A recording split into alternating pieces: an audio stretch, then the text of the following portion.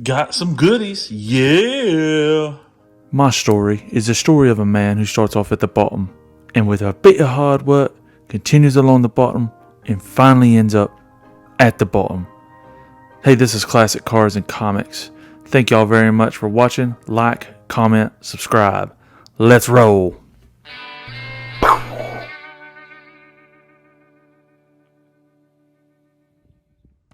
Well, needs new windshield wipers. Well, that's a little bit nasty.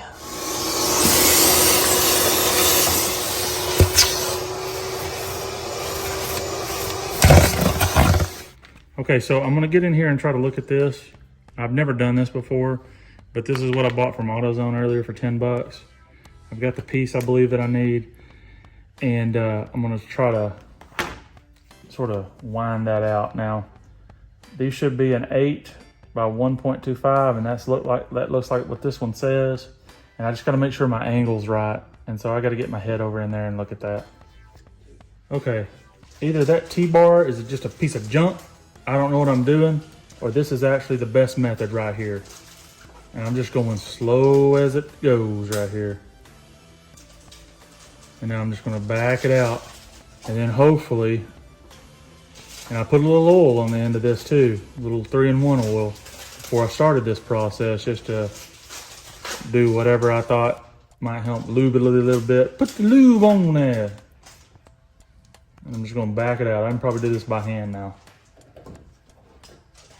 And then I'm gonna try to run that bolt down in there and we're gonna see if that works. Well, I said that.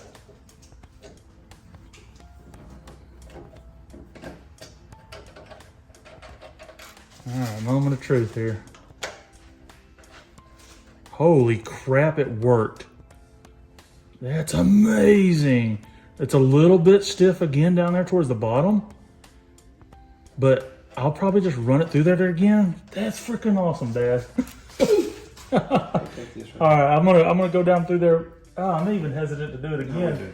I don't think I'm gonna leave it at that. I'm just gonna tighten it down through there. All right, I ran that all the way down with my hand. I did not rethread again. I just went that one time, and that's all the way in. I'll probably flip up the hood, make sure I got it in there good, but easy peasy, lemon squeezy. I don't know if that T-bar, maybe I was doing something wrong with the T handle. I don't know, but the crescent wrench sure seemed to go on there and it worked just fine. So just slow as you go on there. Put a little lube on there and slow, slow, slow. Okay, so that one ended up working. It is, you can see it, although the real shiny one there. It's the M8 1.25 by 20 millimeter. It's a hex flange bolt.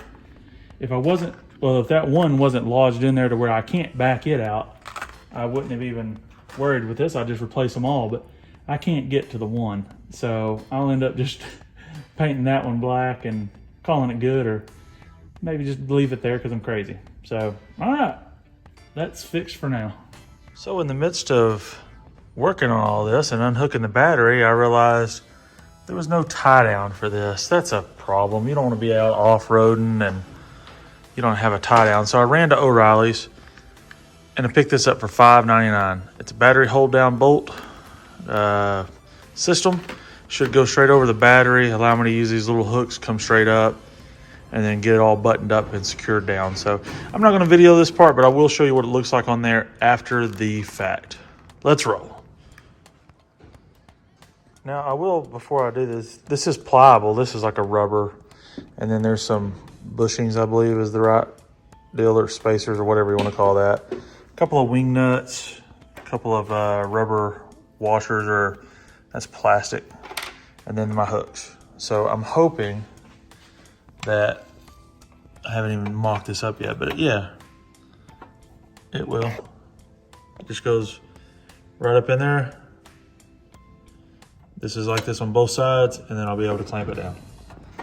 Now, I am a little interested to see how this may work right in this area, because this backs out right against your PCM or ECM or whatever they call this. But anyways, I'll get to working on it.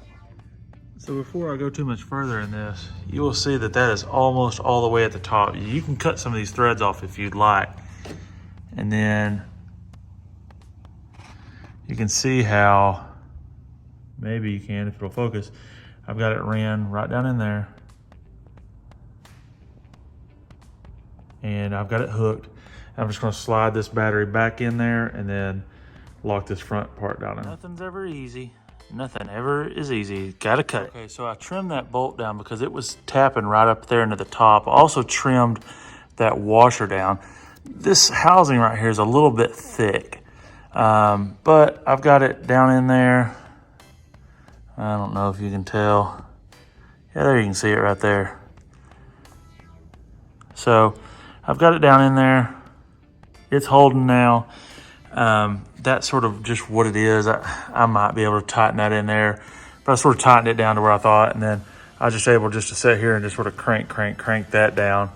And the battery is not going anywhere now. So it is in there now. So easy install, easy to work on. Just have to grind that one piece off and then good to go. On to the next thing. My OCD kicked in and I trimmed off the top of that bolt too, so it wasn't just sticking up there.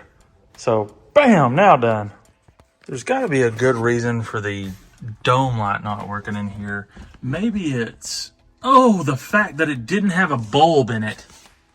Jeez. Hey, it's me, Mr. Sacco, and I don't want to get fingerprints on the bulb.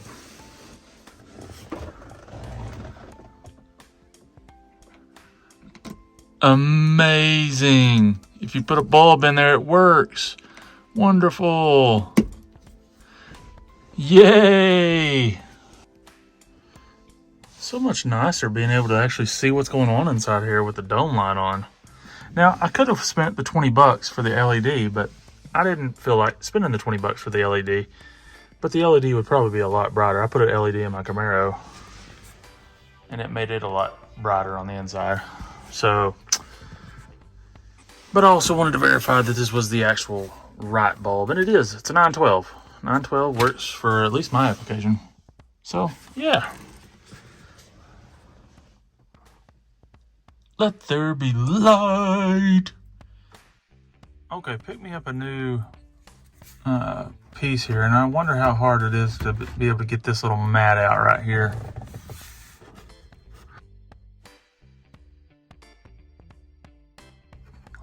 Need something thin. Oh yeah, look at that. That's gonna work. That's gonna do.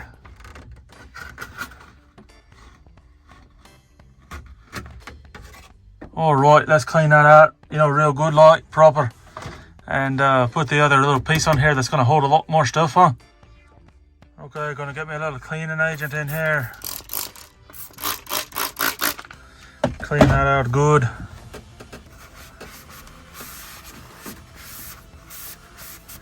Oh, he looks brand new, don't it? Shines like a diamond in a goat's rear.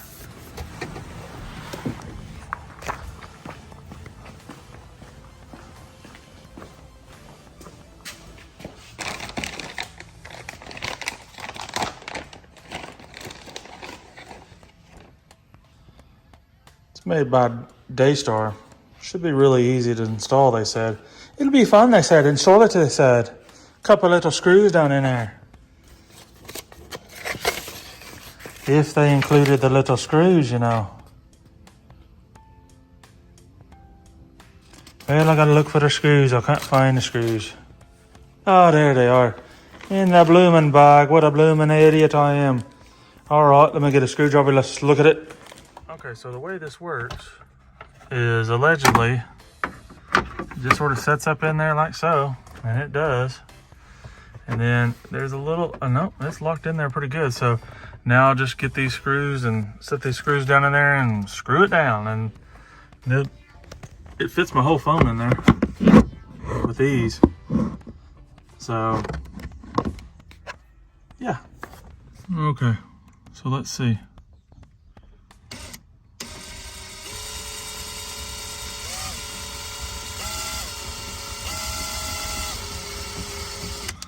Stinks not being able to put any pressure on here.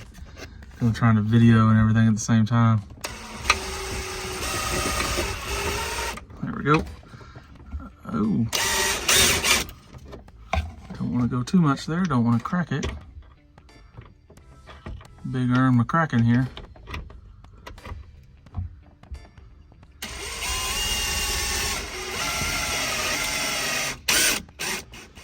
So let me go get some objects and we'll set them down in there and see what we're working with. Okay, so let's see what fits in there.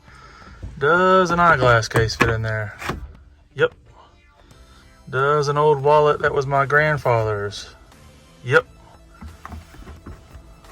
Fit in there like that. Maybe fit it in there like that. Does a harmonica fit in there? Yes, it does. Let's see here. What else goes with a harmonica?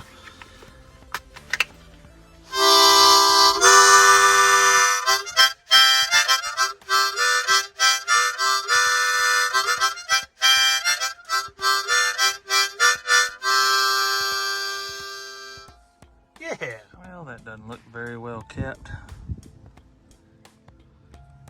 That looks a lot better now. Got it sort of tucked back up in here a little bit, and looks a lot better now. Should have refinished this bumper. Sheesh. This package has got some good weight to it. Let's see what this is. Oh, new hood latches. Let's take them out and take a look. It is heavy. It's got some good weight to it. So that's good. Hopefully they'll hold up well. So far so good. I mean, they look like they're pretty well made. You know, I spent $60 on them. Bought them on eBay. I went with this little bit different color of latch. I'm either going to leave it like that or I may paint it red. Y'all know how I like painting stuff. So may end up painting this red. But all in all, looks like everything is in the kit. And this is what it will be used to actually fasten it down to the hood. So I think it's going to work out well. As you could hear the delivery notification in the background, that lets you know that lets you know how recently I've purchased or got these.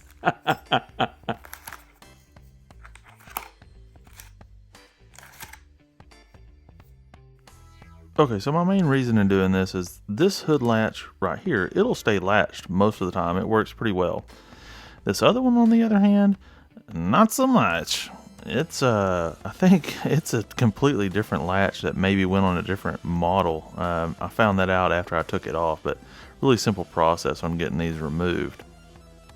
Okay, you need a 13mm for the fender and a 10mm for the hood.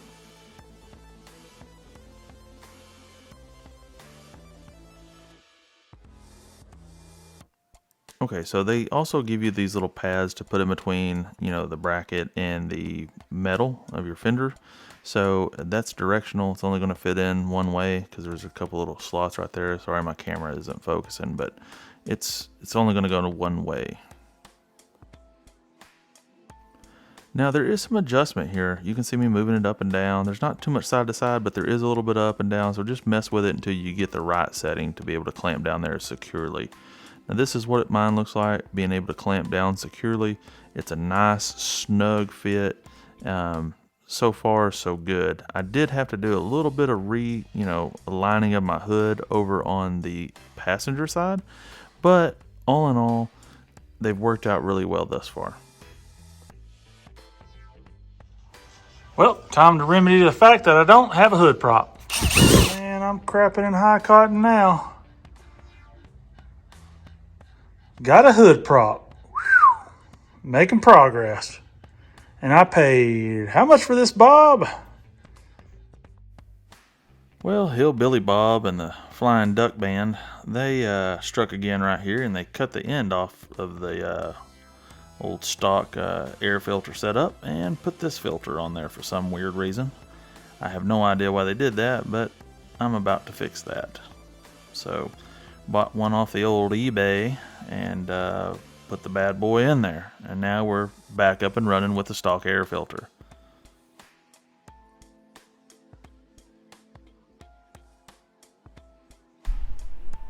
There's 2 and 3, so 1, 2, 3. Now I did have to put some silicone around this. Whoever took it off of the donor Jeep jacked it up, but I put a little silicone on the inside and outside. Should work just fine. Used a bunch of lubricants and stuff on those screws to keep them hopefully healthy. They went on there just fine, and now I just got to get this all attached up. Only thing left to do now is just put in the old air filter and everything is buttoned up. Really easy process.